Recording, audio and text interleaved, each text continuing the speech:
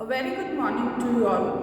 Beta, as we have seen the condition of pandemic, corona pandemic, we have to close our offline classes and we have to start our online classes. No worries, we will try to give you maximum whatever we will have, and still if you have any queries and problem, you can ask us, you can call us, message us. We are there for you for solving your problem. So no need to worry. Let us start our second chapter of civics, that is federalism. We have already covered the first chapter, that is power sharing in our daily school, isn't it? Today we are going to start the second chapter, federalism.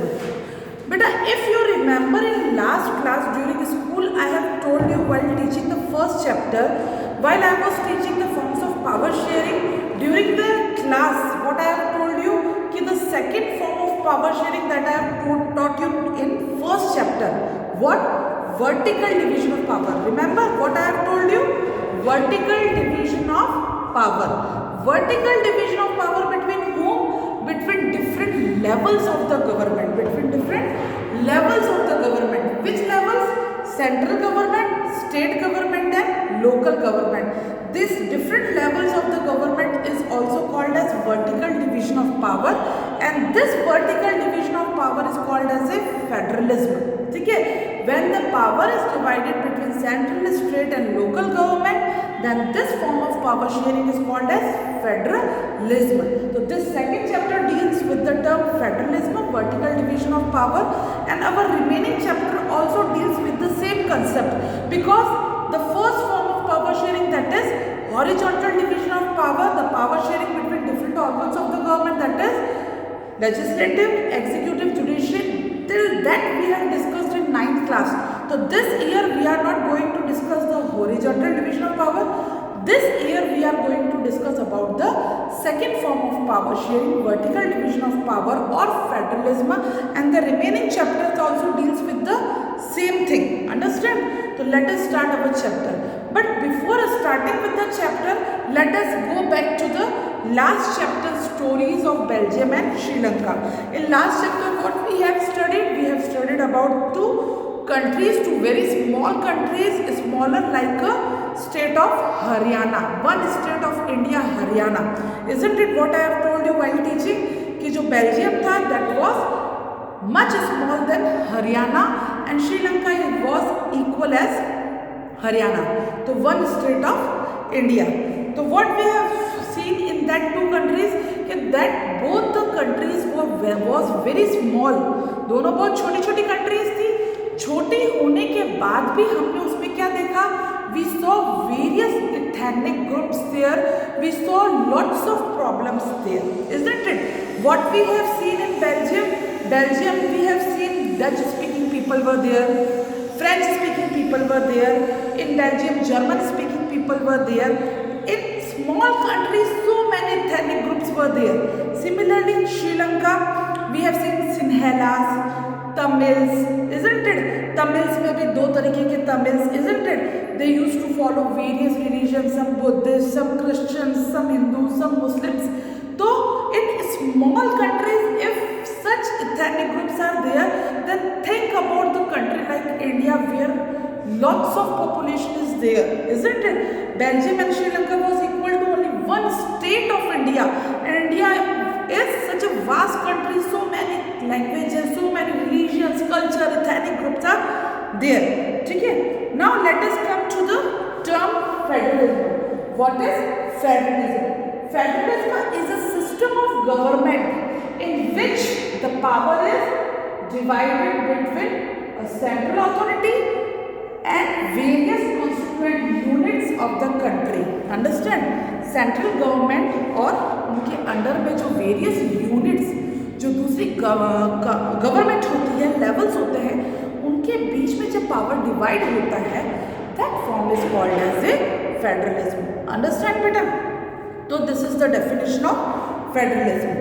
Basically बेटा constitution में या generally maximum countries में two tiers of government होते हैं. Two tiers means two levels of government होते हैं. एक होती है सेंट्रल गवर्नमेंट और दूसरी होती है state government. Isn't it? Central government जो है उसके पास मैक्सिमम पावर होती है, और जो सारे नेशन से रिलेटेड जो इम्पोर्टेंट इश्यूज होते हैं लाइक डिफेंस गए, फाइनेंस के हो गए, तो पूरे जो कंट्री से रिलेटेड जो important national issues, national matters हैं, that was dealt by central government, whereas state government use to see the day to day administration of particular state. हर स्टेट की गवर्नमेंट अलग अलग होती है, वो अपने स्टेट से, अपने जुरिस्डिक्शन से, अपने एरिया से रिलेटेड डे टू डे जो एक्टिविटीज़ है, एडमिनिस्ट्रेशन है, वो सेंट्रल गवर्नमेंट का काम होता है। Both the government are independent, they are not dependent on one another.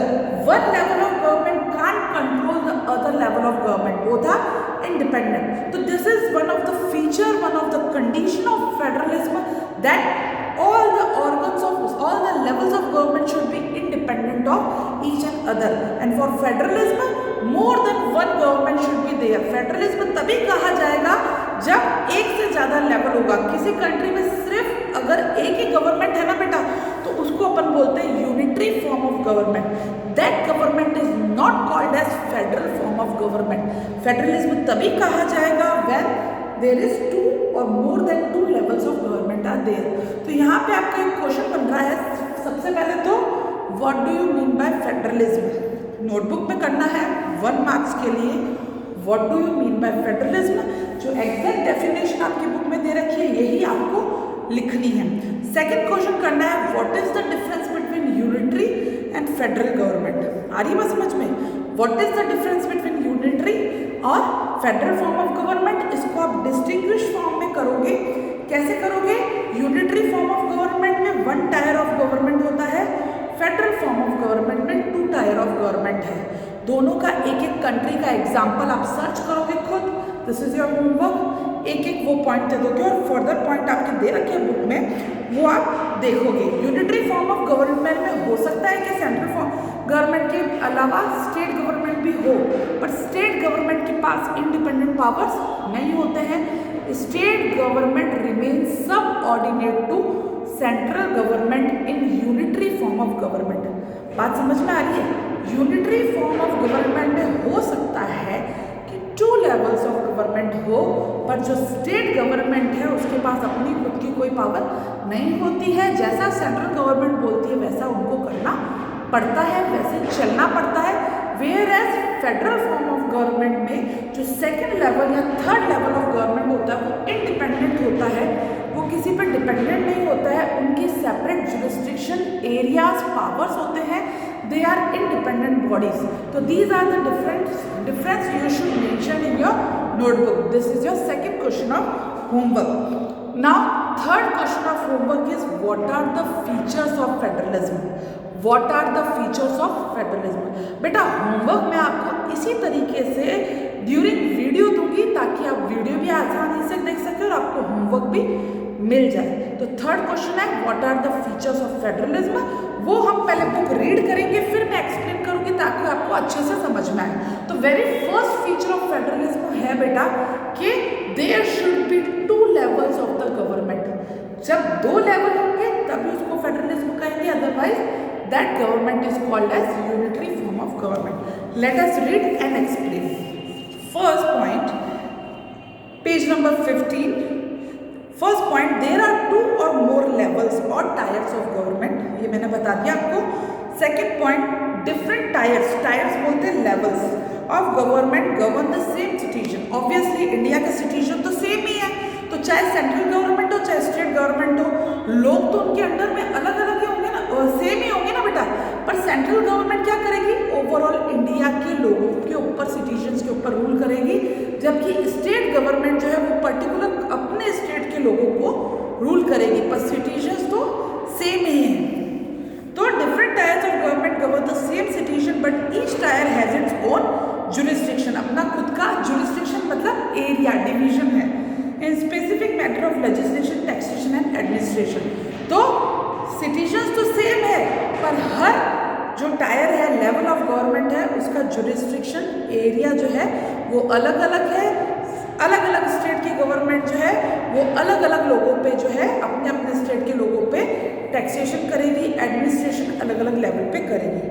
Third point, the jurisdiction of the respective levels of tiers of government are सब specified in the constitution. Means everything, every area, every power, every function, and every administrative level of each level of government is clearly written in the constitution, so there should not be any dispute or fight between two levels of the government.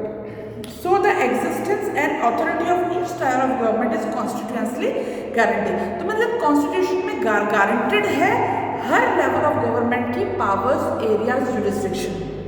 Fourth point, the fundamental provision of constitution cannot be unilaterally changed by one level of government. अगर कोई भी एक level of government constitution को change करना चाहे, constitution की provisions को change कर सकना चाहे, तो वो नहीं कर सकते जबकि दोनों का कॉन्सेंट, दोनों की सहमति नहीं होगी. Such changes require the consent of both levels of government.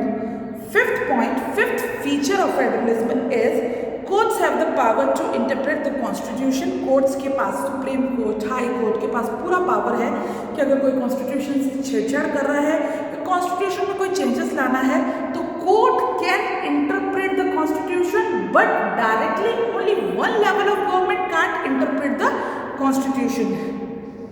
The highest court act as an umpire. Highest court कौन सा? Supreme court act as an umpire of disputes arising between different levels of the government in the exercise of their respective power. अगर powers को लेकर दोनों में अगर कोई dispute होता है, किस में? सेंट्रल गवर्नमेंट में और स्टेट गवर्नमेंट में, तो ऐसे में फाइनल डिसीजन कौन देगा? एम्पायर. एम्पायर कौन? Supreme court. Sixth point, sources of revenue for each level of government are clearly specified to ensure its financial autonomy. Autonomy means freedom. तो कॉन्स्टिट्यूशन में बेटा दोनों ही गवर्नमेंट कहाँ से अपने फंड कलेक्ट करेगी वो चीज़ें क्लियरली मेंशन्ड है, ताकि फाइनेंसेस को लेके कोई क्लैशेस ना रेज हो. तो these all are features of federalism. Federalism में ये सारी चीज़ें होना जरूरी है. अगर एक ही जो लेवल ऑफ गवर्नमेंट है वो रूल करेगा दूसरे लेवल पे, तो उसको फेडरलिज्म नहीं. फेडरलिज्म में सेपरेट डिवीजन ऑफ पावर होना, separate financial area, separate jurisdiction होना बहुत ज़्यादा ज़रूरी है. Last point of key features of federalism is the federal system thus has dual objective. अब यहाँ पे 1 मार्क्स का एक और इम्पोर्टेंट क्वेश्चन बन रहा है कि what is the objective of federal system. तो क्या ऑब्जेक्टिव है? To safeguard and promote unity of the country. कि देश की यूनिटी को प्रमोट करना, सेफगार्ड करना. ठीक है, अलग अलग लेवल्स पे अलग अलग गवर्नमेंट होगी तो यूनिटी बनी रहेगी देश की. ठीक है, क्लैशेस नहीं होंगे. एक ही बंदा रूल करने वाला होगा तो डिसयूनिटी हो जाएगी. While at the same time accommodate regional diversity. दूसरा क्या ऑब्जेक्टिव है फेडरल सिस्टम का? पहला तो to maintain the unity of the country and at the same time जो रीजनल डाइवर्सिटीज कैसे? अलग अलग स्टेट्स की अलग अलग गवर्नमेंट है, तो वो गवर्नमेंट अपने स्टेट की रिक्वायरमेंट के अकॉर्डिंग सोचती है. तो इस तरह से यूनिटी इन डाइवर्सिटी. इंडिया में आपने सुना होगा ये टर्म कि यूनिटी इन डाइवर्सिटी, विभिन्नता में एकता. इतनी सारी विभिन्नता होने के बाद भी इंडिया में क्या है? एकता. क्यों है? Because of the federal form of government. Understand? All these are the key features of the federalism and you have to do this question also in notebook. तो till now I have given 3 questions for homework. Now the next paragraph of page number 15, right inside second paragraph, one more important question is there. What question? Balance of power. ठीक है, balance of power what? कि central government और state government के बीच में जो है बेटा बैलेंस ऑफ पावर कैसे होता है? हर स्टेट में सेंट्रल गवर्नमेंट और स्टेट गवर्नमेंट के बीच में एक जैसा बैलेंसिंग पावर का होना जरूरी नहीं है. कोई स्टेट लार्ज है, कोई स्टेट स्मॉल है, सबकी जो कंडीशंस है अलग है. कहीं पे रिसोर्सेज ज़्यादा है, कोई रिसोर्स पुअर स्टेट है, तो उन चीज़ों पे डिपेंड करता है कि बैलेंस ऑफ पावर कैसा है. तो बेसिकली बैलेंस ऑफ पावर के लिए 2 रूट्स देखे गए हैं. One is coming to 3 marks के लिए इंपॉर्टेंट क्वेश्चन है कि what are the 2 routes of balance of power. ठीक है, ये रीड करके मैं एक्सप्लेन करूँगी अभी आपको. पहले आप देख लीजिए, एक रूट है कमिंग टुगेदर फेडरेशन और सेकंड रूट को अपन कहते हैं होल्डिंग टुगेदर फेडरेशन. अब मैं ये रीड करके एक्सप्लेन कर रही हूँ बेटा आपको, ताकि कोई चीज़ मिस ना हो. The exact balance of power between the central and the state government varies from federation to another. ठीक है, मैंने अभी आपको बताया कि हर फेडरेशन में सेंट्रल और स्टेट गवर्नमेंट के बीच में एक जैसा पावर हो, बैलेंसिंग ऑफ पावर हो, जरूरी नहीं है, depends on the circumstances. This balance depends mainly on the historical context in which the federation was formed, कि किस तरीके से पास्ट में हिस्ट्री में वो फेडरेशन फॉर्म हुआ था, उस पर डिपेंड करता है बैलेंस ऑफ पावर। आ रही है बात समझ में कि पास्ट में वो स्टेट, वो कंट्री कैसे बना है, किन रूट से फॉर्म हुआ है, वो कंट्री कमिंग टुगेदर फेडरेशन है। देखो डिफरेंट कंट्रीज जो है अलग अलग तरीके से बनी है, कोई कमिंग टुगेदर फेडरेशन से बना है, कोई कंट्री होल्डिंग टुगेदर फेडरेशन से बना है। तो जिस तरह से कंट्री बना है ना, उस तरीके से बैलेंस ऑफ पावर होता है सेंट्रल गवर्नमेंट और स्टेट गवर्नमेंट के बीच में उन कंट्रीज में। आगे रीड कर रही हूँ और समझ में आएगा आपको। There are two kinds of routes through which federation have been form. ठीक है, तो what are the routes through which federations can be formed, ये क्वेश्चन है 4 number. What are the two routes through which federations can be formed. तो 2 roots हैं जिसके through हम federation बना सकते हैं। आई बात समझ में। फेडरलिज्म मतलब डिवीजन ऑफ पावर करने के 2 तरीके हैं, एक है कमिंग टुगेदर, दूसरा है holding together. The first route involves on their own to form a bigger unit so that by pooling sovereignty and retaining identity they can increase their security. This type of route is called as coming together for federation. इसके examples हैं USA, Switzerland and Australia. बेटा USA, Switzerland and Australia is the example of coming together federation, जब बहुत सारे छोटे छोटे units आकर एक साथ एक बड़ा लार्ज यूनिट बनाकर आपस में डिसाइड करते हैं कि हम एक लार्ज फेडरेशन बनाएंगे और आपस में जो है पावर शेयर करेंगे।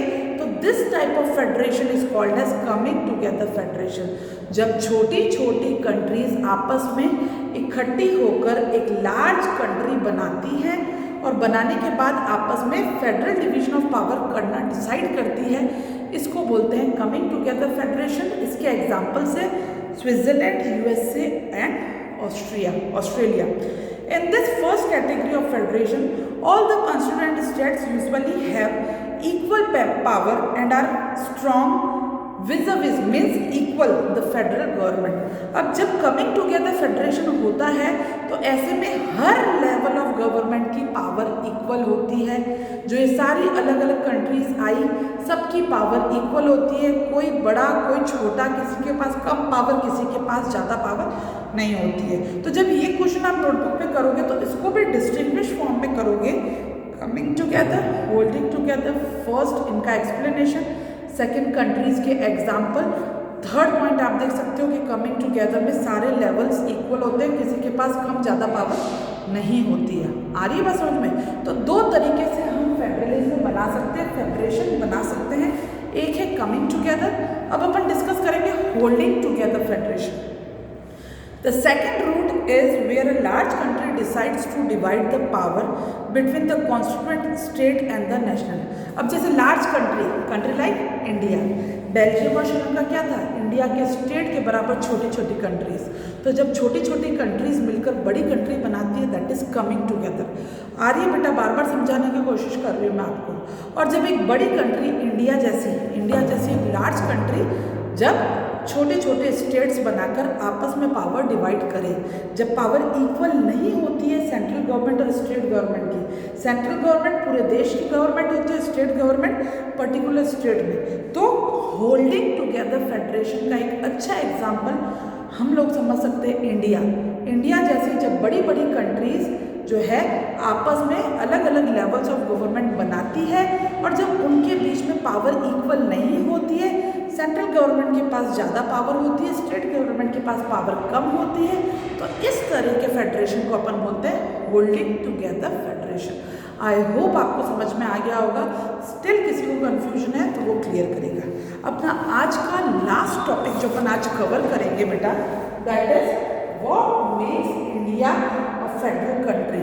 अब इंडिया को फेडरल कंट्री ऐसी क्या चीज़ें हैं जो इंडिया को फेडरल कंट्री बनाती है। फेडरल कंट्री में इंडिया में जो डिवीजन ऑफ पावर है between central state and local government, what are the things are there that shows the division of power among the different levels of government in the India. तो earlier before as I have started this video, what I have told you कि जो Belgium है, श्रीलंका है, वो small countries है, तो वहाँ पे इतने एथनिक ग्रुप्स हैं. तो imagine like India obviously lots of languages, lots of ethnic groups, lots of culture. तो जब बेल्जियम और श्रीलंका जैसे छोटी कंट्रीज में इतनी दिक्कत आई ड्यूरिंग डिवीजन ऑफ पावर, तो इंडिया में कितनी प्रॉब्लम्स फेस हुई होगी during division of power, specially after the painful partition of India and Pakistan after independence. Independence के बाद में क्या हुआ, इंडिया अलग हो गया, पाकिस्तान अलग हो गया. तो ऐसे में जो पहले हमारे प्रिंसेस, अपने जो राजा किंग्स रूल करते थे इंडिया में, उनके ऊपर एक चॉइस छोड़ दी गई कि you are free to merge with any state. ठीक है, तो अलग अलग जो प्रिंसली स्टेट्स थे वो अलग अलग स्टेट्स के साथ मिल गए. ऐसे में डेवलप हुआ overall country and different states, various ethnic groups, various languages, and finally to handle such situation there was a formation of constitution, there was a formation of federal form of government in India. India में concept आया federal government का, central government पूरी country के लिए और state government particular अलग अलग states की डाइवर्सिटीज को मेंटेन करने के लिए. शुरू में इंडिया में दो ही गवर्नमेंट थी, सेंट्रल गवर्नमेंट और स्टेट गवर्नमेंट. आगे जाके हम देखेंगे one more government introduce, that is local government और panchayat system, because the population of India was very large. तो it was difficult for two levels of government to manage the country, so there was a formation of third tier of government, third level government, panchayat system. ठीक है, अब क्या किया गया हमारे constitution में, ताकि इन तीनों लेवल्स में क्लैश ना हो, तीनों लेवल्स की एक एक लिस्ट मेंशन की गई कॉन्स्टिट्यूशन में, union list, state list and concurrent list. Important question है, क्वेश्चन यही बनेगा 5 मार्क्स का, what makes India federal country. ठीक है, ये क्वेश्चन लिखकर आप इसमें लिखोगे union list, state list, concurrent list, कि इंडिया के कॉन्स्टिट्यूशन में जो है तीनों लेवल्स ऑफ गवर्नमेंट की पावर्स को क्लियरली मेंशन किया गया है, गारंटीड किया गया है थ्रू डिफरेंट लिस्ट. तो सबसे पहले यूनियन लिस्ट में आपको रीड करके बता रही हूँ. यूनियन लिस्ट में क्या क्या आता है. यूनियन लिस्ट मतलब सेंट्रल गवर्नमेंट के क्या पावर्स हैं, किन एरियाज में वर्क करेगी central government. Union list includes subjects of national importance such as defense. देश का जो डिफेंस है, आर्मी है, उसके सारा जो भी वर्क है वो कौन करेगा, यूनियन गवर्नमेंट. स्टेट गवर्नमेंट का कोई इंटरफेरेंस नहीं रहेगा. फॉरेन अफेयर्स है, बैंकिंग है, कम्युनिकेशन है, करेंसी रिलेटेड जो सारे डिसीजन है वो कौन लेगा, union government. They are included in this list because we need a uniform policy on these matters throughout the country. The union government alone can make laws relating to subjects mentioned in this. अब ये जो subjects है, defence, finance, banking, communication, currency, इसमें state government का कोई interference नहीं रहेगा. इससे रिलेटेड जो सारे डिसीजन है वो यूनियन गवर्नमेंट अकेले ले सकती है. तो दिस इज यूनियन लिस्ट, इसमें कोई इंटरफेरेंस नहीं होगा स्टेट गवर्नमेंट का और लोकल गवर्नमेंट का. सेकेंड लिस्ट जो कॉन्स्टिट्यूशन में, दैट इज स्टेट लिस्ट, जो कि स्टेट के पावर्स है. Contain subject of state and local importance such as police, अलग अलग स्टेट्स की अलग अलग पुलिस है, अलग अलग ट्रेड है, अलग अलग कॉमर्स है, अलग अलग एग्रीकल्चर रिलेटेड एक्टिविटीज़ है, अलग अलग इरिगेशन रिलेटेड एक्टिविटीज़ है. तो इसमें सेंट्रल गवर्नमेंट किसी भी स्टेट में जाकर इंटरफेयर नहीं कर सकता, एक स्टेट दूसरे स्टेट में इंटरफेयर नहीं कर सकता. The state government alone can make laws relating to the subject mention in this list. Understand बेटा. थर्ड लिस्ट है concurrent list. Concurrent list includes subjects of common interest to both the government such as education, central government भी देखेंगे, state government भी. तो concurrent list में common subject होते हैं जिसमें दोनों का इंटरफेरेंस होता है, स्टेट और सेंट्रल गवर्नमेंट का. Education, forest, trade unions, marriages, adoption, succession मतलब प्रॉपर्टी से related. Both the union as well as state government can make laws on the subject mention in the list if their laws conflicts with each other, the law made by the union. अगर ऐसे में central government और state government के बीच में कोई clash होता है, क्योंकि दोनों इसमें देख सकते हैं कॉन्करेंट लिस्ट में, तो फाइनल डिसीजन जो सेंट्रल गवर्नमेंट लेगी वही माना जाएगा, स्टेट गवर्नमेंट का फाइनल डिसीजन इंपॉर्टेंट नहीं होगा। इसके अलावा होते हैं बेटा रेसिड्यूअरी सब्जेक्ट। रेसिड्यूअरी सब्जेक्ट जो नए नए सब्जेक्ट जैसे आईटी इंडस्ट्रीज है, ये सारे जो नए सब्जेक्ट डेवलप हो रहा है, इनसे रिलेटेड सारे डिसीजन कौन लेगा? Central government. तो अल्टीमेटली कहने की बात क्या है कि जो वर्ल्डिंग टुगेदर फेडरेशन है बेटा, उसमें सेंट्रल गवर्नमेंट के पास ज़्यादा पावर होती है as compare to state government, जबकि कमिंग टुगेदर फेडरेशन में सारे लेवल्स के पास इक्वल पावर होती है। आ रही बात समझ में? तो इंडिया क्या है? Holding together. तो इंडिया में कौन पावरफुल है? Central government. तो सेंट्रल गवर्नमेंट की कॉन्करेंट लिस्ट भी है, सेंट्रल गवर्नमेंट की यूनियन लिस्ट भी है, प्लस कॉन्करेंट लिस्ट में भी फाइनल डिसीजन सेंट्रल गवर्नमेंट का होता है, प्लस रेसिड्यूअरी सब्जेक्ट्स है उनमें भी फाइनल डिसीजन किसका होता है? सेंट्रल गवर्नमेंट का होता है। तो central government is more powerful in India. Plus कुछ स्पेशल ऐसे प्रोविजंस भी हैं जो कुछ स्पेशल स्टेट्स को दिए गए इंडिया में, जैसे कि एग्जांपल अपन दे सकते थे जम्मू कश्मीर का। बट बेटा लास्ट ईयर से वो चीज़ भी चेंज हो गई है, ठीक है। जो पहले जम्मू एंड कश्मीर की अलग से गवर्नमेंट होती थी, अगर इंडिया का कोई भी बंदा जम्मू एंड कश्मीर में जाके अपनी लैंड परचेज करना चाहे तो नहीं कर सकते थे, ठीक है, क्योंकि जम्मू एंड कश्मीर को स्पेशल स्टेट का दे रखा था प्रोविजन। बट अब वो हट गया है। अब Jammu and Kashmir is also the part of India, और जम्मू एंड कश्मीर में भी सेम रूल्स और रेगुलेशंस फॉलो होते हैं। अब लास्ट के 3 पैराग्राफ्स आज के मैं पेज नंबर 17 पे आपको रीड करके एक्सप्लेन कर रही हूँ बेटा। Page number 17 right hand side, there are some units of the Indian union which enjoy very little power. India में भी कुछ ऐसे यूनिट्स हैं जिनके पास लिटिल पावर है। वैसे भी इंडिया में इक्वल डिवीजन ऑफ पावर नहीं है, मैंने बताया आपको। There are areas which are too small to become an independence. कुछ ऐसे स्टेट्स हैं जो बहुत ही छोटे हैं, जिनको इंडिपेंडेंट भी नहीं डिक्लेयर कर सकते और जिनको मर्ज भी नहीं कर सकते। तो ऐसे स्टेट्स के पास पावर कम है, but which could not be merge with any of the existing states. These are examples Chandigarh, Lakshadweep, capital city of Delhi. These small states which are not independent and which can't be merged with any other state, these are called as union territories. These territories do not have the power of the state. The central government has special power in running this. अब ये जो territories है, union territories, जो छोटे छोटे states है, इनकी खुद की state government नहीं है, उनको कौन चलाता है? Central government. तो सेंट्रल गवर्नमेंट सेंट्रल लेवल पे भी है और यूनियन टेरिटरीज को भी सेंट्रल गवर्नमेंट ही रूल करती है। This sharing of power between the union government and the state government is basic to the structure of the constitution. It is not easy to make changes to this power. जो central government और state government की जो list बनी हुई है power से अलग अलग, उसमें कोई भी बदलाव नहीं ला सकता। It was clearly mention in the constitution. The parliament cannot on its own change this arrangement. Any change to it has to be first passed by both the houses of parliament with at least 2/3 majority. जब दोनों houses parliament के लोकसभा और राज्यसभा मिलकर इनके 2/3 majority member अगर कोई बदलाव लाना चाहेंगे, वोट देंगे, तो ही बदलाव आएगा। अदरवाइज ये जो पावर्स है सेंट्रल और स्टेट गवर्नमेंट की, इससे कोई छेड़छाड़ नहीं कर सकते। Then it has to be ratified by the legislatures or at least half of the total states. Last paragraph, the judiciary plays an important role in overseeing the implementation of constitutional provisions and procedure. In case of any disputes between the division of power, the High Court and the Supreme Court mix up. अगर power को लेके कोई भी dispute होता है, तो मैं आगे भी बता चुकी हूँ, फाइनल डिसीजन कौन लेगा? Supreme court, high court. Supreme court act as an umpire. The union and the state government has the power to raise resources by laying taxes in order to carry on the government and the responsibility. अब सरकार चलाने के लिए क्या चाहिए? Funds. तो union और state government की अलग अलग एरियाज है जहाँ पे वो टैक्स लगा के फंड्स कलेक्ट कर सकते हैं। तो इस तरीके से जो इंडिया जो है एक फेडरल कंट्री है जहाँ पे डिवीजन ऑफ पावर है, सेंट्रल गवर्नमेंट के पास ज़्यादा पावर है, स्टेट गवर्नमेंट के पास कम पावर है, पर दोनों की पावर इंडिपेंडेंट है, एक दूसरे पे इंटरफेयर वो नहीं कर सकते। It was clearly mentioned in our constitution.